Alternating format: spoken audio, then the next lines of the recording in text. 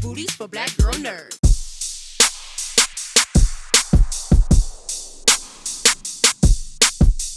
Well, Jeffrey, you've mentioned that this character is a character that you could sink your teeth into, and on a personal and emotional level. What aspects of Monk makes him a character that you can identify with? There's several aspects of his story that I could relate to. Obviously, his desire to be kind of creative and free. Kind of intellectually his own man, in terms of finding his expressive voice. I mean, that's a journey that we all who work in creative spaces find ourselves on, and and there are challenges in the ways that voice is perceived. But so I appreciated that. But I think more so it was the personal aspects of his life, particularly his relationship to his family, and particularly the side of the story that finds him newly becoming caretaker to the woman who was his caretaker. I've reached a period in my life where that was a reality for me.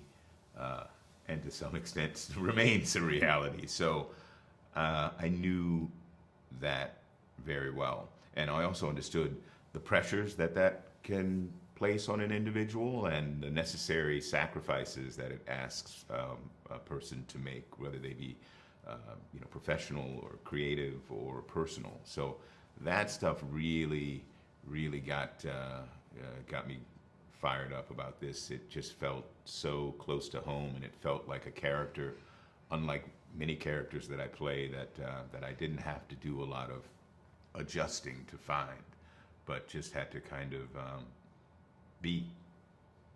There's some really interesting relationship dynamics in this film. Particularly, I loved seeing how Monk's feelings towards Centaura develop. Is his feelings towards her solely jealousy, or are there shortcomings and insecurities that he sees in her ambitions as a writer that he doesn't see in himself? No, I mean, I think, there is jealousy, but I think Monk is probably a bit arrogant too. He's not a perfect guy.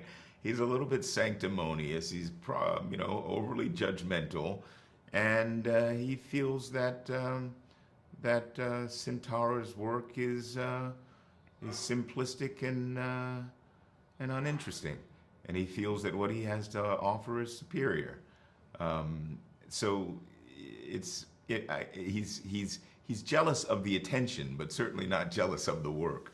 And so that conversation that we have toward the end of the film with Issa Rae, who plays Centaura, is really kind of a reconciling for him, and it in some ways becomes the thesis of that entire aspect of our film, which is not all that our film is about. It's not entirely about conversations around media and race and identity and culture.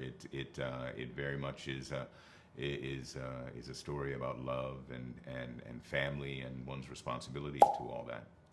Well, this was an absolutely brilliant film, incredible performance. Everybody's been buzzing about this that have seen it. I can't wait for everyone to see this when it premieres, and have an incredible premiere. Thank you very much. Thank you. All right. Hey. Yes, nerds. Come on. So I'll start with you, Sterling. Come on. Clifford is a man who clearly he wants to be accepted and loved. Yes.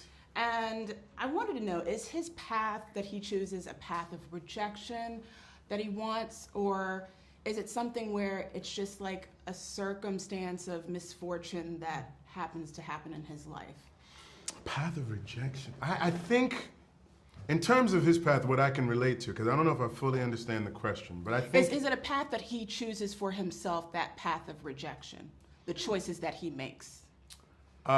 Yes and no. I think in terms of, he knows that he felt rejected by his family, so he left. in search of a community that would accept him for himself, right? So the path of rejection is a choice to isolate himself from his family, right? Until something brought him back, right? His love for his sister was probably the only thing that was going to bring him back to that place in the first place. And now he's trying to find, is there a place for me within this family, right? So I think it's a little bit of both. And Tracee, for you, you know, Lisa, she has the best puns, by the way. Wait, give me an example. Roe v. Wade. The joke that she has with You mean about Monk in the car, about the book holding up her? the water, Yeah. and the waiting in the water joke. Oh, Yes. God bless her. Yes. I felt like she's been waiting forever for that one. For that one. She was waiting to get that one out. My favorite one is when she says your book's changed lives. Oh, I do love that yes, one, too. that was a good one too. Put it right on Yeah. Well, what about for you? Yeah, they had to hold up my copy. There's a significant difference in what happens before and after the family with Lisa's presence in the film. What is it about Lisa that keeps the family together? I think Lisa, like so many Black women, is filling in all the gaps. And she's filling them in selflessly as a way of being of service and as a way of her own identity. It's also in what she does as a Planned Parenthood doctor. She's of service to other people and helping them with difficult parts of their life to make right choices safely. And I think that's what she took on that role in her family. And I don't think they realize how much she is holding until the dynamics change. And they are left with all of the many pieces that she had. You know, that's without giving anything away. Right. But the dynamics shift, and it was really important to me to breathe life into this woman who is so different from women I've played on screen.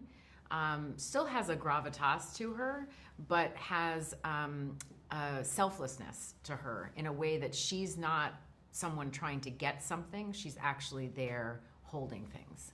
Absolutely. Sterling, back to Yes, you. ma'am. There's some irony in the fact that Clifford is a doctor. Yeah. Yet, in the fact that the role Different kind of doctor than Lisa. different, yeah, you guys are different kind of We are. doctors. But his role is to fix people, yet he can't fix himself. Yeah. Well, but your fixing is it's a different kind of fixing. It is a different kind It's a different kind of fixing. Yet this family of doctors, it seems like there is this theme where they kind of have this brokenness of fixing themselves. Unfixable doctors, if you will. Okay. So why do you think that is a theme in this family? Damn, Jamie, come on now. I think, I mean, isn't that the way most of us are? It's easier for us to see the flaws in others than it is for us to correct that which is, you know, broken within ourselves, right? Distance allows a little bit of perspective where when things are too close, you don't know exactly how to go about it. It's also so personal, and your identity is tied up into something that when someone asks you to change, you have to really rethink your whole sort of structure of how you've identified yourself up to that point in life. And that's a thing that a lot of people aren't willing to do. That level of introspection requires like excavation, which requires a little bit of discomfort. And I think if we can stay in a place of comfort, most of us would prefer to be in that place until you reach like a moment of crisis. And it's like, all right, if I don't change, then my life may go to the bottom, right? And I think for him, he's figuring it out, but he's figuring it out from a place of pain. I think he has to be able to move through that pain before he can see himself clearly enough to sort of find his new equilibrium, if that makes sense. It certainly does. I'm just using words because you're a nerd, and I felt that you would understand. We here, Black Girl Nerds, appreciate it. We appreciate you. Thank you, Tracee. Thank you so much. Sterling. Thank you, Jamie. Brilliant performances. Thank you so much. Appreciate it. Can't wait for everybody to see this. Right on, right on. You as well. So your character's relationship with Monk is also a shared love through his books, as well as just her general interest in him as she connects with him in this story. What do you think generally attracts her to Monk? So Jamie, thank you, because I love you. It's good to see Oh, you it's again. good to see you too. Well, she's attracted to Monk because she's met him before she met him. She read his words. That doesn't happen usually in life, that you meet someone in their interior life before you actually meet them. She was attracted to his words, and I think after a while the universe sort of coalesced and made it possible to have, the two together in any one space. But also, he is lovable, and he doesn't even know it. So he's like that puppy who's kind of snarly, and the whole time you go, but come here anyway. And she recognizes that. She's not intimidated by him. She knows who she is. She's come to this story fully formed, having had a divorce, coming through that, being upfront, saying it's a little messy still. But how many black women can we say come fully formed to relationships, and they're looking for a mature conversation? That's what she wants. Absolutely. And speaking of fully formed, Monk is a very complicated man. How does she tether herself to a man that's so insecure, yet she is very secure in herself? Because I think she's willing to take a risk. He doesn't look too risky. He seems to have a good character, and again, his calling card is his book. So he's got a great intellectual. He's articulate. She can see that he's got a mother and he's taking care of the mother. So I think that part of her is looking for a piece that's within him. And she's hoping that he's having that same conversation. But she has no idea, by the way, even inside of the movie, that he becomes this thing other than he truly is. She doesn't know who that is. She's kept that all away from her. So I think that Cord is playing very much by the rules, and has kept that from her for a reason, because I don't think she would be down with that. There's so many beautiful scenes and moments in this film that play out. Are there any scenes or moments that still resonate with you, even just to this day, that you still think about while you're in this journey of promoting the film?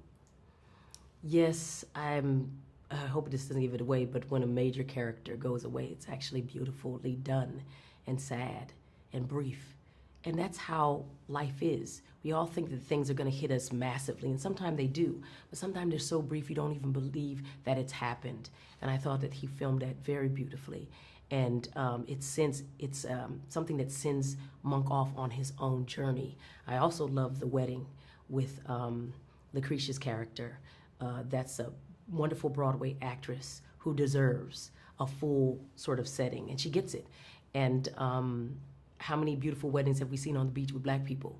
You know what I mean? Yes. It was wonderful. And there's a lot of those moments, but I have to say that I'm really joyful that the types of actors he hired, from not just Jeffrey or Tracee Ellis Ross and Issa Rae and Sterling Brown. Here's one. Sterling is coming out, and he goes down the steps, and he says, "This family will break your heart." Mm-hmm. That's a killer line, Yeah.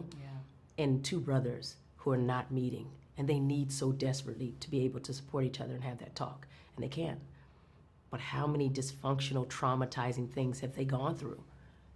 Just because they look whole doesn't mean that they feel whole. That's all beautiful. It's a beautiful work. Thank you, Percival Everett. Thank you, Cord Jefferson. Thank you, Jeffrey, for making it possible to have these conversations now with you. It's not something that comes too often. We don't see stories like this with black characters that finally are not steeped in drama and trauma and pain, and it's just so good to finally see something refreshing like American Fiction and to see you in it. Thank you. Thank you so much for taking the time to talk to Black Girl Thank you. Nerds. Good to see you, Black Girl Nerd. And it's so good to see you again, Erika. Thank you. Keep doing your thing. You're Thank fantastic. you. Take care. Bye. So the ugliness of capitalism and the way it's exposed in American fiction is as old as time.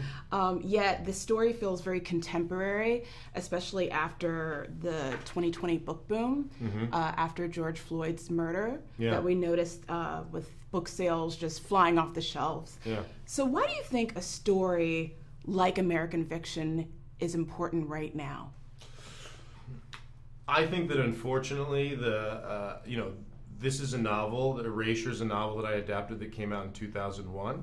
Unfortunately, I believe that history repeats itself in this country, I think particularly, as you mentioned, because of capitalism. And so I think that in Hollywood in particular, and I think that in books in particular, basically in popular culture, people are risk averse and they want to replicate what worked in the past. And so I think that unfortunately, it's not just necessarily black stories that are retold over and over. It's kind of all stories that are retold over and over. We're seeing an IP boom. We're seeing people who don't want to make things unless it has sort of previous success in some way. So we're seeing sort of like the popularity of books lead into the popularity of film and TV sales. But to me, I just think that we have found ourselves in this kind of loop system where it's like, well, that movie worked in the past, and so we need to remake that. And sort of like, frequently those are films about slavery.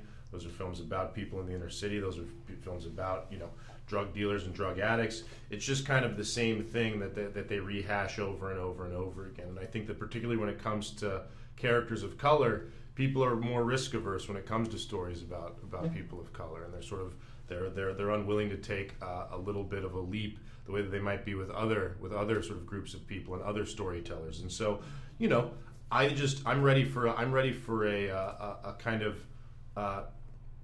I'm ready for I'm not saying that I think that those movies shouldn't be told. I think that particularly in a country in which you have people actively trying to rewrite history and actively eliminate stories about slavery and racism from children's bookshelves, I think that it's more important than ever to have stories about that remind people that this is the reality of our history. That being said, I think that I'm more interested in why are we telling these stories to the exclusion of nearly every other story that we could be telling about black people and sort of like history in America and the lives of people of color. I think that there's yes, slavery is part of American history, but another part of black history nowadays is being president of the United States. And so all of the stories in between those two poles, from slave to president, all of those stories in my view are sort of, a lot of them are being shunted to the side in order to keep rehashing the same stories over and over. So I'm just ready for that, maybe to move a little bit forward from that same routine. Absolutely, I agree completely. And one of the things that I also loved about this film is the music. I felt like it was a supporting character in this film. How important did the score play in the narrative of this film? Hugely important, because this is a movie that I wanted it to be a movie that had a lot of levity while also sort of like feeling grounded and feeling like there are moments of drama and pathos. And so, that is a difficult needle to thread musically, because sometimes, you can't just put on sort of like a happy song, or you just can't put on a sad song, because sort of like the movie shifts from sort of tones the way that life does. I wanted to make a movie that felt like people's real lives, and in my real life is neither comedy nor tragedy. It's frequently both of those things on the same day. And so the music needed to reflect that. And so, I think the movie really helped the funny moments feel funny and sort of like stay buoyant, and helped some of the more dramatic moments feel dramatic. It is like a character in the film, and that sort of like kind of guides you from scene to scene. And it was a very difficult score to compose, but we had this wonderful composer named Laura Cartman who studied jazz in college, and when she came in, she said you can't have a movie with a lead character named Thelonious Monk who that isn't scored heavily with jazz. And so she came in with a bunch of ideas already baked, and oh God, she was just a wonderful collaborator. I'm so happy that we were able to incorporate her ideas into the film. Well, thank you so much, Cord, for your time. Thank you. I really am so glad that this film is being talked about in the awards conversation. Thank you so much. And all the best to you in your journey. And thank you for coming Black Girl Nerds. No, of course. Thank you for having me.